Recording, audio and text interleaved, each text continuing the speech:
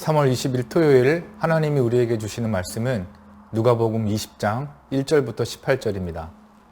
읽겠습니다. 하루는 예수께서 성전의 백성을 가르치시며 복음을 전하실새 대제사장들과 서기관들이 장로들께 함께 가까이 와서 말하여 이르되 당신이 무슨 권위로 이런 일을 하는지 이 권위를 준 이가 누구인지 우리에게 말하라. 대답하여 이르시되 나도 한 말을 너에게 물으리니 내게 말하라. 요한의 세례가 하늘로부터냐 사람으로부터냐? 그들이 서로 의논하여 이르되 만일 하늘로부터라 하면 어찌하여 그를 믿지 아니하였느냐 할 것이요 만일 사람으로부터라 하면 백성이 요한을 선지자로 인정하니 그들이 다 우리를 돌로 칠 것이라 하고 대답하되 어디로부터인지 알지 못하노라 하니 예수께서 이르시되 나도 무슨 권위로 이런 일을 하는지 너희에게 이르지 아니하리라 하시니라. 그가 또 비유로 백성에게 말씀하시기 시작하시니라. 한 사람이 포도원을 만들어 농부들에게 새로 주고 타국에 가서 오래 있다가 때가 이르매 포도원 소출 얼마를 바치게 하려고 한 종을 농부들에게 보내니 농부들이 종을 몹시 때리고 거저 보내었거늘 다시 다른 종들을 보내니 그도 몹시 때리고 능욕하고 거저 보내었거늘 다시 세 번째 종을 보내니 이 종도 상하게 하고 내쫓은지라. 포도원 주인이 이르되 어찌할까 내 사랑하는 아들을 보내리니 그들이 혹 그는 존대하리라 하였더니 농부들이 그를 보고 서로 의논하여 이르되 이는 상속자니 죽이고 그 유산을 우리의 것으로 만들자 하고 포도원 밖에 내쫓아 죽였느니라.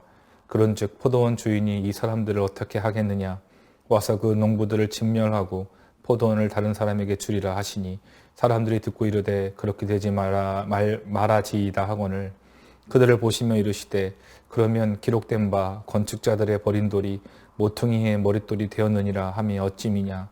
무릇 이 돌 위에 떨어지는 자는 깨어지겠고 이 돌이 사람 위에 떨어지면 그를 가루로 만들어 흩어리라 하시니라. 아멘. 오늘 말씀해 보면 한 사람이 포도원을 샀고 또한 포도를 심어 농부들에게 세를 주어 자신은 여행을 떠납니다. 일하는 농부, 즉 세입자의 의무는 무엇입니까? 주인의 유익을 위해서 일해야 합니다. 그러므로 이 세입자는 포도원을 잘 가꾸고 책임을 다해야 하고 다만 주인에게서 임금을 받는 것입니다. 즉 세입자는 주인을 위해 일해야 합니다. 그런데 문제가 발생합니다. 세입자들이 주인처럼 행동하기 시작합니다. 주인이 자신의 이익을 가져가기 위해 사람을 3번이나 보내었지만 때리고 아주 못된 짓을 합니다. 세입자들은 주인의 말을 듣고자 하는 마음이 전혀 없었습니다. 왜 그랬을까요? 자신이 주인이라 생각했기 때문입니다. 자신이 주인이 아니라 세입자임에도 그 주인의 말을 반대하는 것은 우리 부패한 인간의 본질이 무엇인지를 잘 말해줍니다. 우리가 살아가면서 포도원 일꾼들처럼 일정 부분 힘이 있습니다. 돈이 있고 권위가 있습니다. 간단히 말해 주인처럼 행동하지만 성경은 우리를 향해 세입자, 즉 주인이 아니라고 말합니다. 우리는 통제받기 싫어하고 누군가의 말을 듣는 것을 정말 원하지 않습니다. 아주 약간의 주어진 위치와 힘으로 모든 것을 결정하고 남을 통제하려고 드는 것이 우리입니다. 그래서 나는 주인이 되고 싶고 통제하기를 원합니다.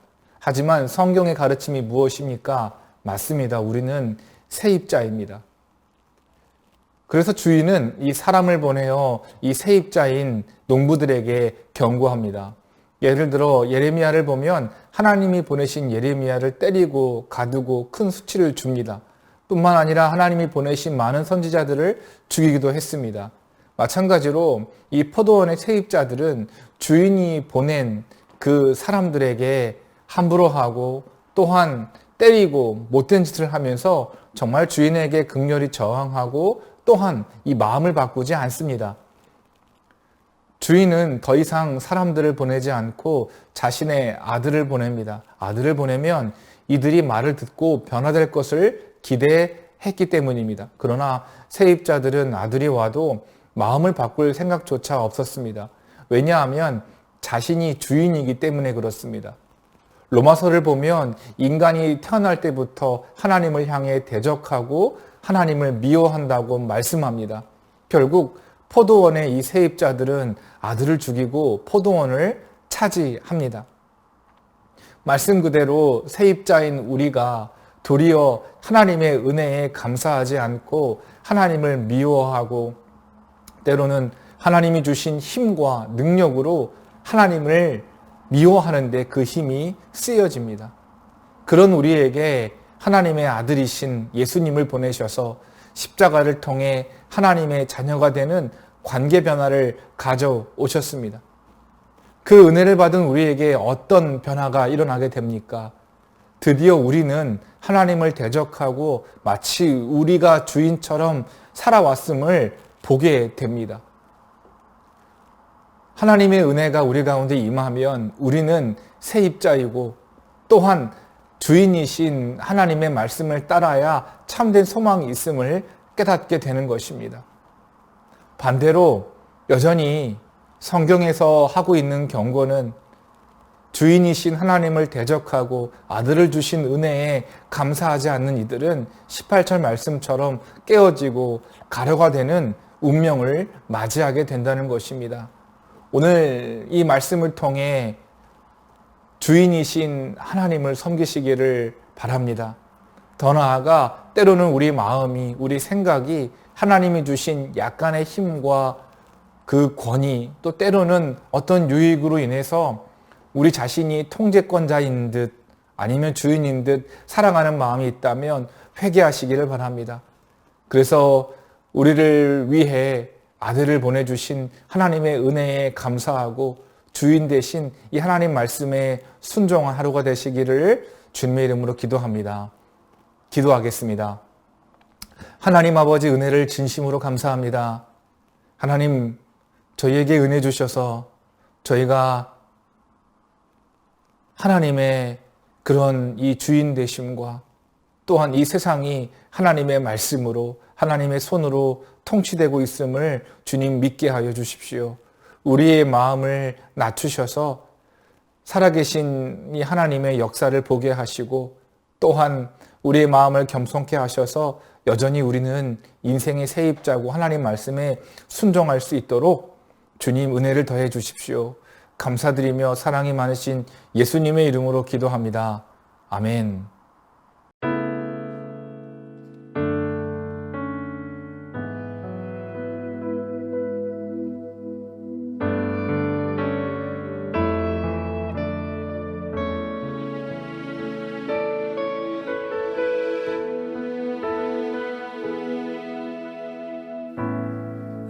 의지했던 모든 것 변해가고 억울한 마음은 커져가네. 부끄러움 없이 살고 싶은 마음 주님 아시네.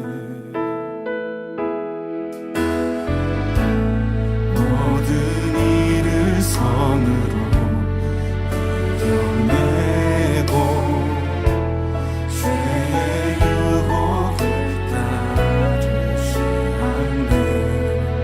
나를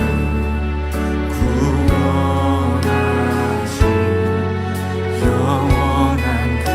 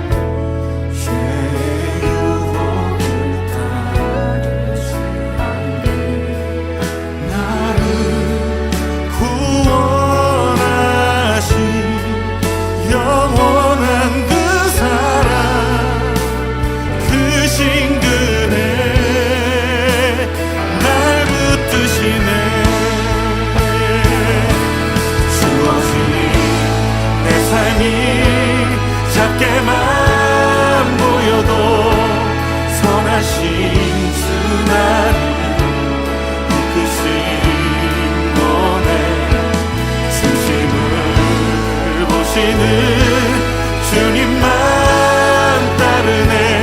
날 택하신 주만 의지해. 보이는 상황에 무너질지라도